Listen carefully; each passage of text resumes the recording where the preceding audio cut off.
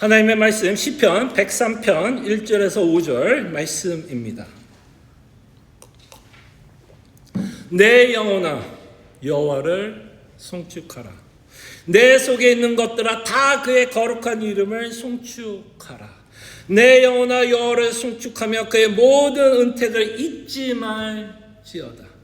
그가 내 모든 죄악을 사하시며 내 모든 병을 고치시며 내 생명을 파멸해서 속량하시고 인자와 긍휼로 관을 씌우시며 좋은 것으로 내 소원을 만족하게 하사 내 청춘을 독수리같이 새롭게 하시는도다.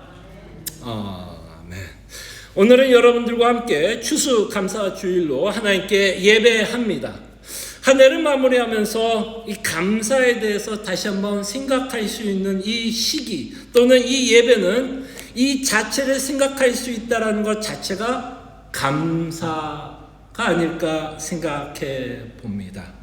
오늘 본문은 다윗은 자기 자신에게 명령을 합니다. 우리는 이 삶을 좀 본받았으면 좋겠어요. 이제는 우리에게 좀 명령을 하면서 살았으면 좋겠습니다. 그럴 때 다윗은 스스로에게 명령합니다. 뭐라고 명령하죠? 내 영혼아 여호와를 송축하라. 누가 누구에게 명령해요? 다윗이 자신에게 명령합니다. 내 영혼아 여호와를 송축하라. 내 속에 있는 것들아 다 그의 거룩한 이름을 송축하라라고 말씀합니다. 이 외침은 단순한 시가 아닙니다. 시편이 아닙니다. 이 외침은 다윗의 가장 깊은 중심에서 자신의 의지를 갖고 고의적으로 하나님을 예배하고자 하는 그 마음을 담고 있습니다. 다시 한번 말씀드립니다. 의지적으로, 고의적으로 자신에게 명령하고 있다는 것을 보게 됩니다. 바로 이 다짐은 다윗의 다짐으로 끝나지 않습니다. 하나님의 은혜를 받은 모든 사랑하는 성도들이 매일매일 살아가면서 스스로에게 결심하고 다짐해야 합니다. 이것은 성도라면 기본적인 삶의 태도입니다. 삶의 태도여야 합니다. 자, 그렇다면 다윗은 왜 하나님을 송축하라고 명령합니까? 왜 다윗은 하나님을 송축하기를 원합니까? 2절에 보니까 내 영혼아 여호와를 송축하며 그의 모든 은택을 잊지 말지어다. 그래서 다윗은 하나님을 송축하는 이유가 있다면 하나님께서 자신에게 베풀어 주신 은혜 그것을 다윗은 끊임없이 기억하기 때문에 하나님을 찬송하려고 하고 있는 것을 보게 됩니다. 무릎을 꿇고 그에게 경배하고 있는 것을 보게 됩니다. 그럴 때 우리도 다윗과 함께 하나님을 송축하고 무릎을 꿇고 그와 함께 경배를 해야 될 줄로 믿습니다. 자, 그렇다면 다윗은 왜 하나님을 송축해야 하는지에 대해서 몇 가지 내용을 이렇게 고백합니다. 첫째로 우리가 생각해 볼 수 있는 건 하나님이 우리를 용서하셨기 때문에 하나님을 송축한다고 말씀합니다. 다시 한번 읽어드립니다. 그가 내 모든 죄악을 사하시며 모든 죄악을 사하시며 여러분들의 인생을 살아가면서 여러분들에게 가장 큰 문제는 무엇입니까? 여러분들에게 가장 큰 문제는 뭐예요? 재정입니까? 자녀입니까? 인간관계입니까? 여러분들이 이 땅에 살아가면서 여러분들이 생각하는 가장 큰 숙제가 뭐고 가장 큰 문제가 무엇입니까? 정치입니까? 사회적 이슈입니까? 경제적인 이슈입니까? 근데 이 모든 문제의 뿌리는 어디에서 시작하는지 아십니까? 죄에서 시작해요. 여러분들이 접하고 있는 수많은 문제의 뿌리는 돈이 아니에요. 인간관계도 아니에요. 내 꿈과 내 꿈이 이루가 안 이루가 아닙니다. 우리의 진짜 문제는 그 핵심에 들어가면 결국 우리가 갖고 있는 죄성에 의해서 모든 문제들이 열매를 맺고 있다는 것을 보게 되고 이 일에 대하여 하나님은 우리에게 말씀합니다. 이 죄의 사함을 받은 자가 복이 있다라고 말씀합니다. 주보를 한번 보십시오. 시편 32편 1절에 보면 시편 기자가 또 이렇게 외칩니다. 허물의 사함을 받고 자신의 죄가 가려진 자는 복이 있도다. 사랑하는 성도 여러분, 저는 이것이 시편의 고백으로 끝나지 않길 바랍니다. 이 시편의 고백은 누구의 고백? 내 고백. 내 고백. 그래서 예수를 믿는 자로서 나는 정말 큰 복을 받고 살아가는 자라는 것을 믿고 살아가시기를 바랍니다.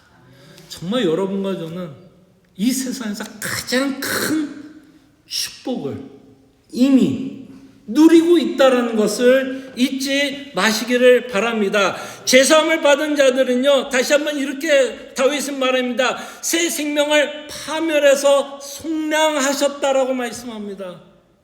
예. 하나님으로부터 영원히 심판을 받고 지옥에 떨어지며 하나님으로부터 영원한 고통 가운데 살아갈 수밖에 없는 자들에게 파멸만이 주어지는 자들에게 속량을 허락하시사 우리가 이 땅에 소망을 갖고 살아갈 수 있다는 것을 말씀하면서 다윗은 이렇게 말합니다. 속량하시고 인자와 긍휼로 관을 씌우셨다라 말씀합니다. 여러분, 이렇게 구원을 받은 자들은요, 죄사함을 받은 자들은요, 하나님의 무엇을 맛보는 자죠? 무엇을 맛보는 자예요? 하나님의 인자하심, 하나님의 선하심, 다른 말로 하면 하나님의 사랑. 예, 정말 사랑. 천지를 지으신 하나님이 우리를 그토록 사랑하고 있음을, 죄사함을 통해서 예수 그리스도께서 십자가에 죽으시며 부활하셨던 그 사건을 통해서 하나님은 우리에게 끊임없이 외칩니다. 내가 너를 사랑한다. 그리고요, 이 사랑은 우리가 이 세상에서 경험하는 어떤 사랑과도 다릅니다.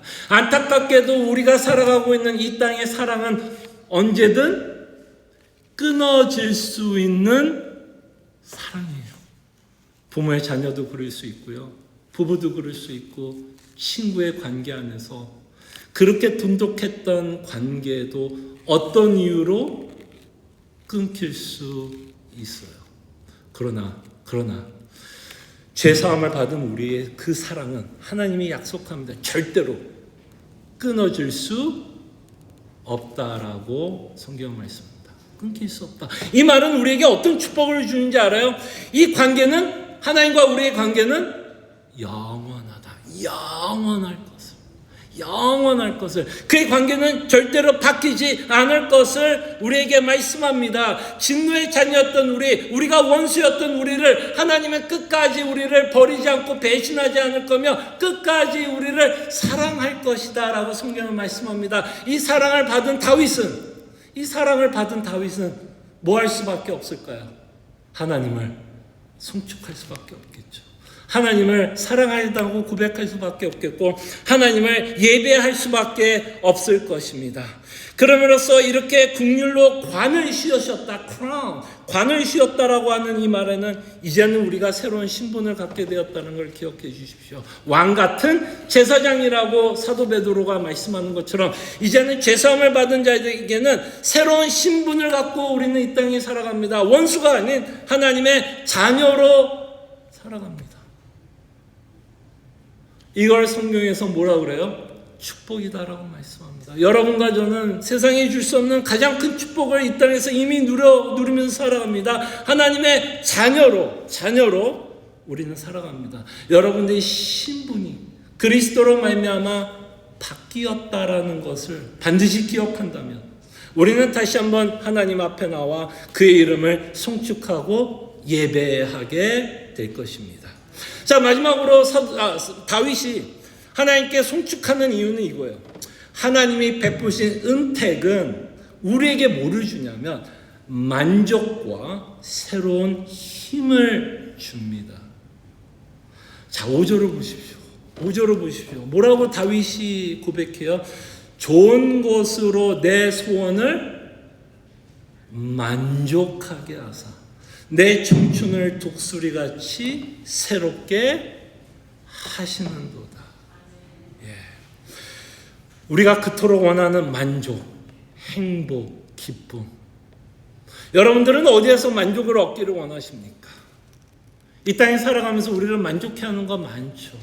그것이 돈이 될 수도 있고 자녀가 될 수도 있고 내가 갖고 있는 어떤 커리어가 될 수도 있고 내가 내 꿈이 이루어가고 있는 그 과정 가운데서 우리는 만족을 얻을 수 있습니다. 그러나 우리가 이 땅에 누리는 어떤 만족도 우리를 궁극적으로 만족시키지는 못합니다. 그렇다면 여기 계신 분들 가운데 불평이 없어야겠죠. 그럼에도 불구하고 우리는 이 땅에 살아가면서 참 많은 불평과 불만을 갖고 살아간다면 이 세상에 어떤 것도 나를 궁극적으로 만족은 주지 못한다라는 것을 우리는 이미 알고 살아갑니다. 그렇게 여러분들이 원하는 satisfaction, 만족, 그 만족을 여러분들이 얻기를 원한다면 그 만족은 오로지 하나님 안에서 예수 그리스도 안에서만 우리 죄가 사함을 받고 하나님이 나를 사랑하고 계시며 우리 인생 가운데 간섭하시며 우리를 인도하고 계시는 그 하나님의 손길을 맛볼 때에만 우리에게는 참된 궁극적인 만족이 있게 됩니다. 그래서 다윗은 그 만족을 맛봤기 때문에 하나님을 송축합니다. 하나님께 감사하며 그에게 예배합니다. 그러면서 마지막으로 그렇게 말씀합니다. 그를 독수리같이 새롭게 하신다라고 말씀합니다. 독수리같이 새롭게. 여러분 이 땅에 살아가면서 여러분들이 새 힘을 얻기를 원하세요? 새 힘을 얻기를 원합니까? 그 비법은 여기에 있습니다. 감사에 있어요, 여러분. 감사.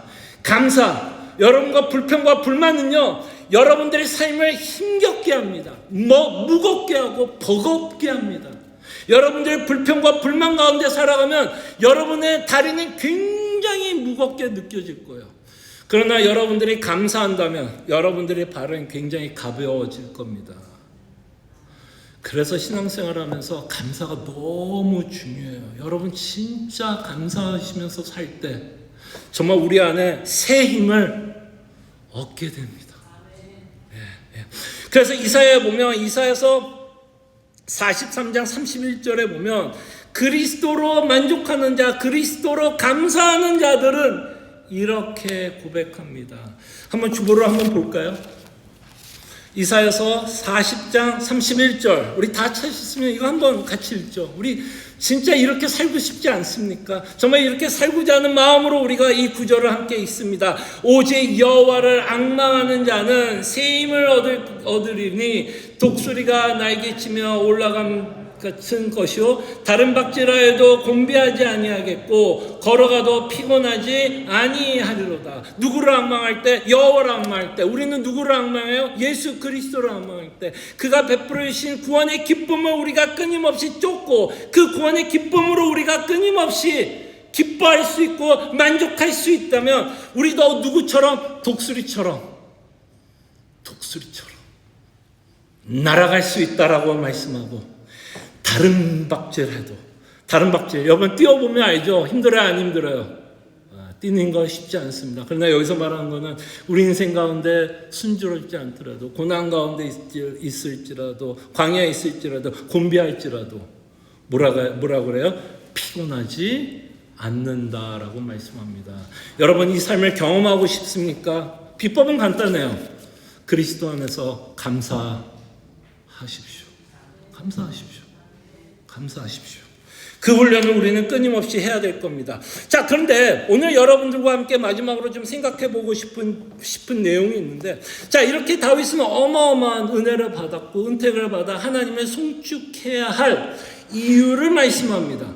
근데 2절에 보면 참 특이한 말을 하나 해요. 어떤 말을 하죠? 2절에 보면 다윗이 이렇게 얘기합니다. 내 영혼아 여호와를 송축하며 그의 모든 은택을 뭐하지 말자? 잊지 말자. 왜 다윗은 이 말을 할까요? 여러분 왜 다윗은 스스로에게 다짐을 할까? 잊지 말자. 왜 이 말을 해요? 다윗 스스로도 너무나 큰 은혜를 받았음에도 불구하고 다윗도 뭐하니까? 잊기 때문에 그는 스스로에게 다짐을 합니다. 잊지 말아야지. 그 다짐을 하면서 살아가고 있다라는 것을 보게 됩니다. 자, 그럴 때 이 잊는다라고 하면 우리는 생각하기에 이제 망각이에요. 망각입니다. 근데 여러분 잊는다. 여러분 이제 여기 계신 분들을 이렇게 보면 물론 저보다 좀 젊으신 분들도 계시지만 제 기준으로 보면 여기 계신 분들 저보다 좀 나이들이 조금 더 위에 계신 것 같아요. 근데 제가 요새 좀 느끼는 게 하나 있어요. 이게 이제 아마 나이 들어간다라는 증거 중에 하나인 것 같은데, 가끔 가다가 이제 제가 방에 있다가 부엌에서 뭐 물을 마시려고 한다, 뭐를 먹고 싶어서 이제 방에 나와서 이제 부엌을 왔는데, 우리 집이 그렇게 크지도 않습니다. 몇 발자국 가다가 이제 부엌에 딱 들어가면 가끔 그래요. 야, 내가 부엌에 왜 왔지? 왜 왔지? 물을 마시러, 뭘 먹으러 왔나? 그러다가 까먹더라고요. 물론 그러다가 금방 또 생각은 나요. 근데 부엌에 딱 도착하는 순간, 내가 왜 부엌에 왜 왔지? 이렇게 깜빡깜빡 잊어버릴 때가 있습니다. 여러분 혹시 제 말에 공감 가세요? 제 이야기만은 아니죠? 자, 그렇다면 부엌에 가면서도, 그죠? 그 짧은 시간에도 내가 해야 될 거를 잊어버린다면 사실 우리는 뭐 할 수도 있어요. 하나님께서 베풀으신 은혜 잊을 수 있다 없다? 잊을 수 있어요.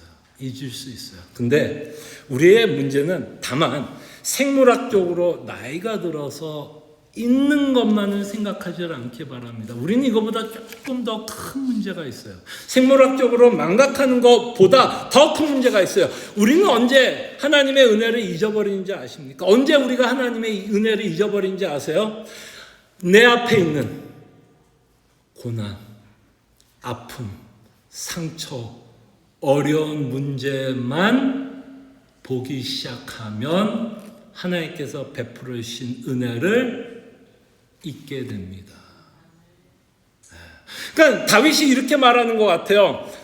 그러니까 잊지 말자는 얘기는 생물학적으로 내가 어떻게든 기억해내자라는 것도 있겠지만, 다윗이 속으로 다짐하는 건 뭐예요? 내가 어떤 상황 가운데서도 비록 그 일이 때로는 힘들고 어렵고 고난 가운데 있을지라도 나는 끊임없이 하나님이 베푼 은혜를 뭐 하겠다? 잊지 않겠다라고 다짐하는 다윗의 모습을 우리는 보게 됩니다. 근데 이 다짐은 우리에게도 필요한 다짐인 것 같아요. 우리가 연약하다 보니까 우리는 언제나 보이는 것에만 집중하게 돼요. 그래서 문제만 보면 문제에만 집중하게 됩니다. 그럴 때 우리는 문제 넘어 하나님의 손길, 이 문제를 넘어 하나님께서 우리에게 베풀어 주신 구원의 은혜, 구원의 복을 끊임없이 상기하고 기억하며 살아가야 할 줄로 믿습니다. 자, 그럴 때 여러분들에게 전 강하게 얘기합니다. 감사는 선택입니다. 감사는 선택이에요. 제가 왜 여러분들에게 이 말을 할 수 있냐면, 좀 전에 말씀한 것처럼 우리가 범사에 하나님 뭐하라 그러죠? 감사하라 그럽니다. 자, 하나님이 이 말을 왜 할 것 같아요? 이제는 여러분들은 감사할 수 있는 자들이기 때문이에요. 여러분들이 거듭났다는 건 그리스도의 복음을 이제 믿는 자들이에요. 그리스도의 은혜를 이제 아는 자들이에요. 그럴 때 이제는 범사를 감사하라는 의미에는 어떤 의미가 들어가요? 고의적으로, 의지적으로 이제는 뭐 하라는 거예요? 감사하라는 겁니다. 의지적으로 하나님께서 베풀으신 은혜를 끊임없이 뭐 하라는 거예요? 생각하라는 거예요. 왜? 우리는 그럴 수 있는 능력을 갖고 있는 자들이에요. 그래서 우리가 감사를 선택하면 독수리같이 날아갈 것이고, 우리가 불만을 선택하면 우리는 절망 가운데, 실망 가운데, 분노 가운데 살아가게 될 겁니다. 그래서 오늘 이 말씀을 통해서 우리 스스로에게 다졌으면 좋겠습니다. 다윗이 스스로에게 명령하는 것처럼 하나님의 은택을 뭐하지 말자? 잊지 말자. 어렵고 힘들수록 더 잊지 말자. 주의 말씀을 우리가 기억하면서 이 시간 하나님께 기도했으면 합니다. 몇 가지 기도 제목, 한 두 가지 기도 제목을 가지고 우리가 기도했으면 좋겠습니다. 우리에게 베푸신 구원의 은혜에 대해서 끊임없이 감사할 수 있도록 기도합시다. 여기서부터 우리의 감사는 시작하는 것 같아요. 정말 여기서부터 시작합니다. 우리에게 베푸신 구원의 은혜에 감사할 수 있도록 기도하고, 두 번째로 우리는 연약하기에, 맞아요, 생물학적도 잊어버리고 고난이 있을 땐 더 잊어버리죠. 그럴 때 하나님이 베푼 은혜를 날마다 잊지 않도록 우리의 믿음을 지켜달라고 보호해달라고 끊임없이 생각날 수 있도록 우리가 이 시간 하나님께 기도했으면 합니다. For the English speaking people, let's not forget, let us try to pray to God the salvation that God has provided us. And let us pray to God because sometimes we are weak. We're very weak. So we pray that we will not forget. That we will not forget God's blessing. So let us remember this prayer request and let us have time to pray to God. 함께 기도하죠.